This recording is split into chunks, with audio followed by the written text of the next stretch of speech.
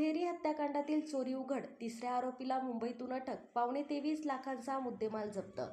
स्वागतनगर रस्त्यावरील कृष्णानगरात झालेल्या दाम्पत्याच्या दुहेरी हत्याकांडातील चोरी उघडकीस आली असून त्यातील एका आरोपीला मुंबईतून अटक केली असून त्याच्याकडून एकूण 22,74,000 रुपये किमतीचा मुद्देमाल जप्त करण्यात आला आहे. महादेव पांडुरंग मनचाळ आणि रंगम्मा महादेव मनचाळ या वृद्ध दाम्पत्याला मूलबाळ नव्हते. मालमत्तेच्या कारणावरून त्यांच्या घरात नातेवाईकांसोबतच वारंवार वाद होत होते. याच रागातून त्यांचे दोन पुतणे राहुल रामचंद्र मनचाळ वय 26 वर्ष आणि विकास रामचंद्र मनचाळ वय 23 वर्ष यांनी या वृद्ध दाम्पत्याचा खून केला होता.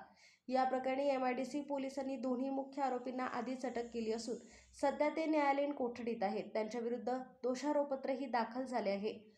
गुन्हे प्रकटीकरण पथकाने केलेल्या तपासात धक्कादायक माहिती समोर आली आहे. आरोपी राहुल आणि विकास यांनी खून केल्यानंतर घरातील कपाटातील सोन्याचे दागिने चोरले होते. आरोपी विकासने हे दागिने त्याचा मित्र साहिल दादा शेख राहणार इंदापूर जिल्हा पुणे याच्याकडे दिले होते. मिळालेल्या माहितीच्या आधारे पोलिसांनी मुंबईतील अंधेरी येथे जाऊन साहिल शेख याला ताब्यात घेतले. त्याची कसून चौकशी केली असता त्याने विकासकडून घेतलेले सोने विकून एक कार खरेदी केल्याचे कबूल केले. त्याच्याकडून 9 तोळे सोने, एक कार, मोबाईल असा मुद्देमाल जप्त केला आहे. तर त्याच्या बँक खात्यातील 4 लाख रुपये गोठवण्यात आले आहेत.